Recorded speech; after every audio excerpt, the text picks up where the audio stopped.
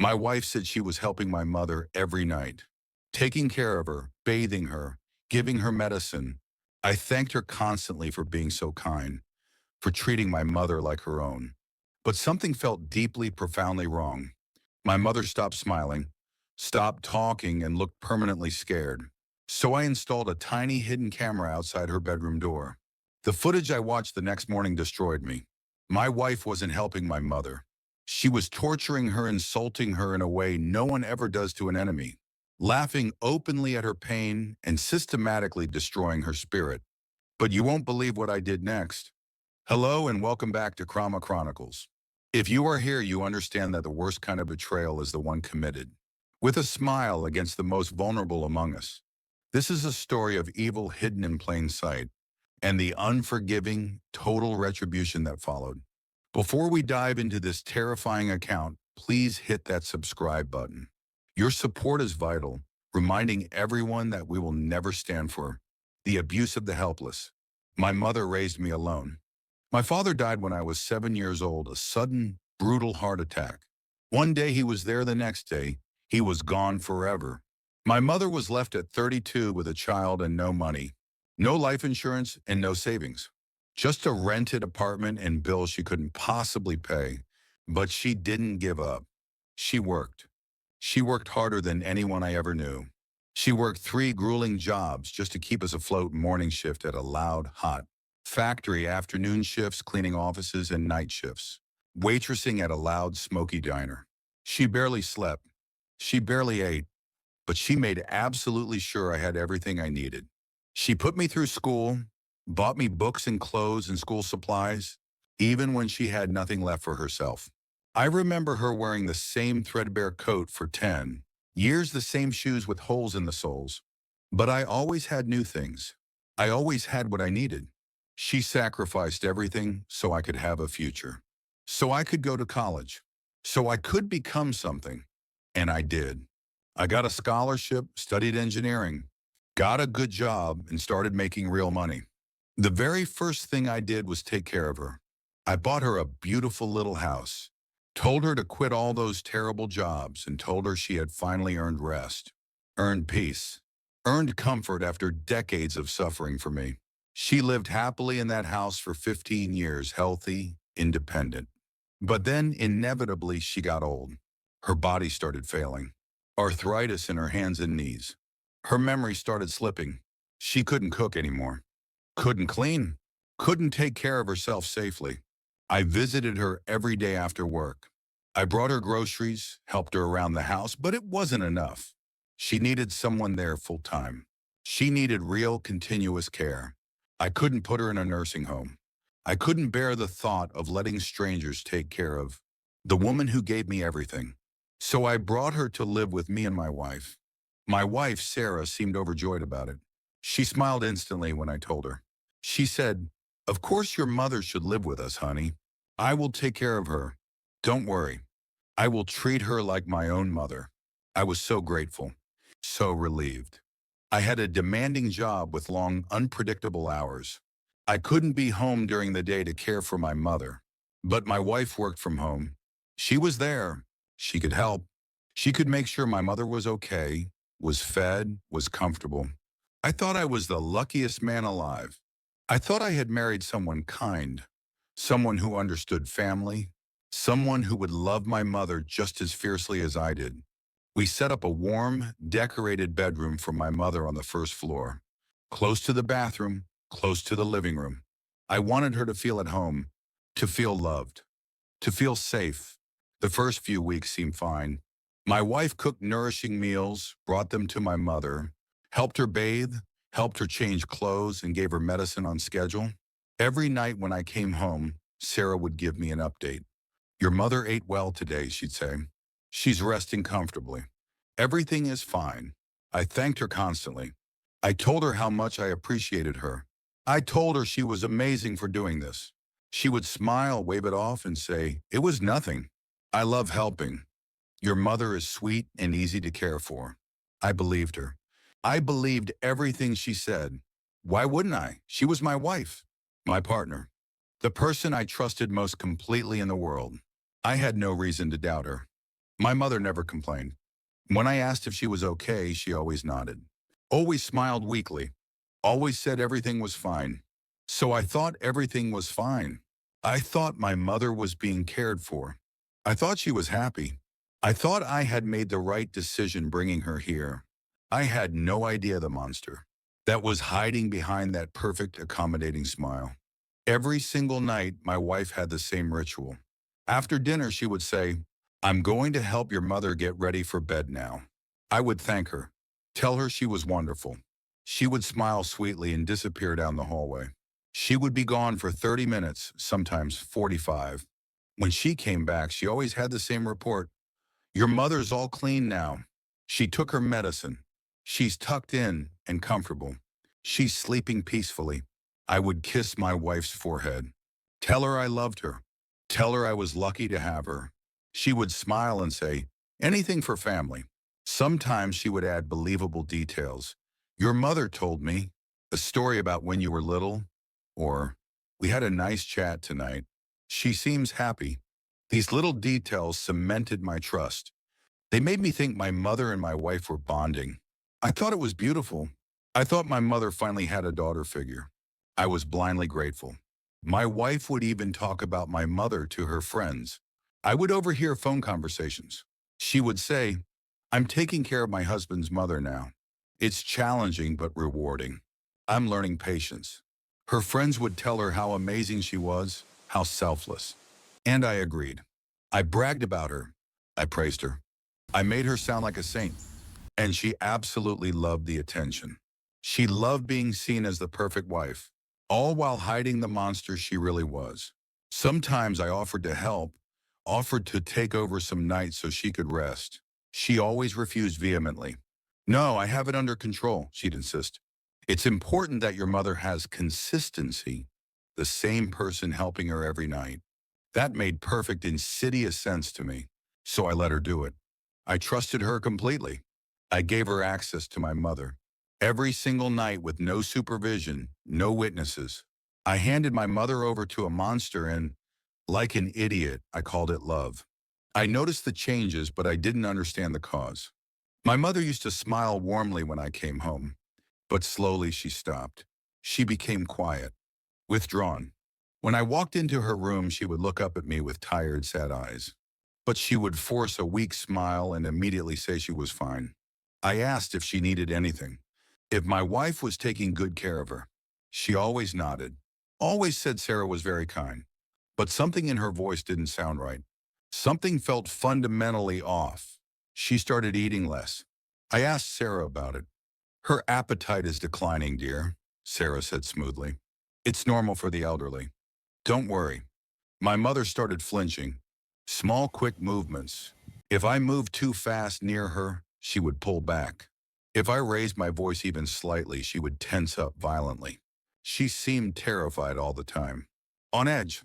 She stopped making eye contact with my wife altogether. At dinner, she would keep her eyes on her plate or her hands, anywhere but at Sarah. I thought maybe she was embarrassed about needing help. But it was far more than that.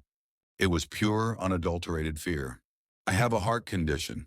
I had a minor heart attack 2 years ago. My doctor had sternly ordered me to avoid stress. My mother knew this. Knew stress could kill me, so she stayed quiet. She stayed silent about what was happening to her every night. She chose to suffer in terror and silence rather than risk hurting me.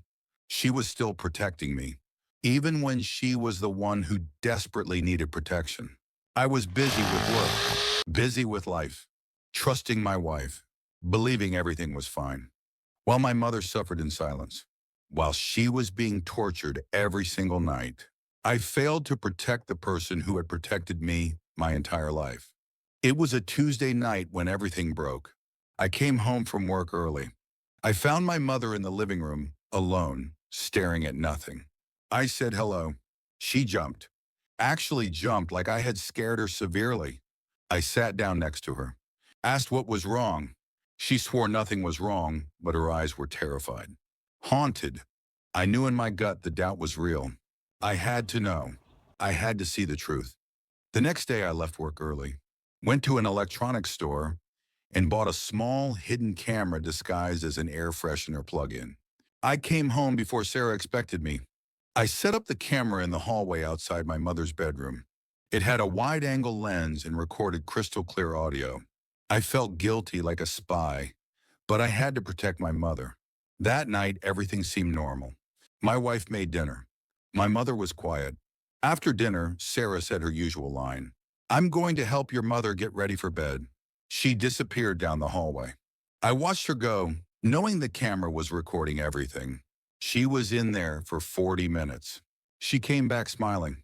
"Your mother's all settled," she cooed, sleeping peacefully. I thanked her, kissed her goodnight, and went to bed, but I couldn't sleep. The next morning I woke up before sunrise. My wife was still sleeping. I went downstairs, retrieved the memory card, and put it in my laptop. My hands were shaking so violently I could barely open the file. Part of me prayed I was wrong, but I had to see.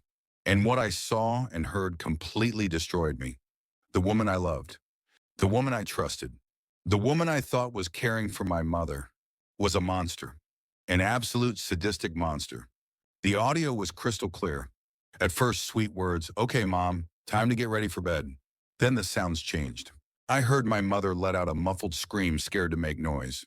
Then my wife's chilling laughter. "What's wrong? Too cold," she sneered. Then splashing. My mother gasping, sobbing, begging, "Please, please stop." Sarah laughed again. "Stop being dramatic. You're so pathetic. So weak." More splashing. More gasping. More crying. I felt physically sick, but I kept watching. The camera heard Sarah say, "You're so useless. So much work. Do you know how disgusting you are?" My mother whispered, broken, "I'm sorry. I'm sorry." Sarah said, "Sorry doesn't help me. Sorry doesn't make you less disgusting." Then clear as day, a slap. My mother gasped, crying harder. Sarah slapped her again. "I told you to stop crying. Don't you dare blame my mother. Don't you dare make excuses. You tortured her. You enjoyed it. I heard you laughing." I watched as the abuse continued. Sarah withheld my mother's vital medication, forcing her to beg on the floor. She took away her blankets and pillow, making her shiver and chatter all night. She made my mother beg for food, calling her a dog. The worst part was after Sarah left the room. The camera could hear my mother crying, softly whimpering and then praying to die, praying for God to take her, saying she didn't want to be a burden anymore. My mother, the strongest woman I ever knew, was praying for death, and it was my fault. I brought her here. I trusted this evil. I watched 3 days of footage, 3 days of abuse, 3 days of torture, 3 days of my wife being a monster. I knew I had to act. I had to protect my mother. I had to destroy the person who did this. I saved every video file, backed them up on 3 different drives, uploaded them to the cloud. I made sure I had copies that could never be destroyed. Then I sat at the kitchen table and waited. It was Saturday morning. Sarah came downstairs wearing her robe, smiling. "Good morning, honey." She walked over to kiss me. I didn't move, didn't respond, just stared at her. She noticed. "What's wrong?" I opened my laptop, turned it toward her, said, "Watch this," pressed play. The audio of her laughing, throwing water, my mother sobbing filled the quiet room. Sarah's face went instantly white. She tried to speak. "I can explain." I slammed my hand on the table. "Don't. Don't say a word. Just watch." I played the part where she slapped my mother, played the part where she called her disgusting, played the part where she made her beg for food. Sarah started crying fake tears, crocodile tears. "I'm so sorry. I was stressed. Taking care of your mother is hard." "Don't you dare blame my mother," I roared. "You tortured her. You enjoyed it. I heard you laughing. You are who you are, someone who hurts defenseless old women." I told her I was filing for divorce. Today, this morning. I had already talked to a lawyer. She would be served by Monday. I was also filing for a restraining order. She couldn't come within 500 feet of my mother. She asked about the house, about money, about what she would get in the divorce. I laughed, a cold, hard sound. "You're getting nothing. The videos show elder abuse. No judge will give you anything. You'll be lucky if you don't go to jail. You can't show those to people, she screamed. It's humiliating. Good, Wayne, I said. You should be humiliated. Everyone needs to know what you are. What you did. I then told her the final, devastating truth. I already sent copies of the footage to your mother, your sister, and your best friend. They got them last night. By now, everyone you know has seen the monster you really are. Her face went from white to burning red. She started screaming, calling me cruel. I said, no, Samulinetta, no. You destroyed your own life the first time you hurt my mother. I just made sure everyone knows about it. Now get out. Get out of my house. I filed for divorce that same day. My lawyer watched the footage and said, it was one of the worst cases of elder abuse he'd ever seen. He filed the papers immediately. Monday came. Sarah got served. She called me screaming, saying she would fight. But I wasn't done. I sent the videos to everyone. Her coworkers, her boss. I wanted her reputation destroyed the way she destroyed my mother's dignity. Her workplace fired her 3 days later. Her family stopped talking to her. Her social media filled with comments calling her disgusting. She deleted her accounts and went into hiding. The divorce was final in 6 months. The judge saw the video evidence and gave her nothing. No alimony, no assets, no shared property. She walked out with nothing, exactly what she gave my mother. She lost every battle, every appeal.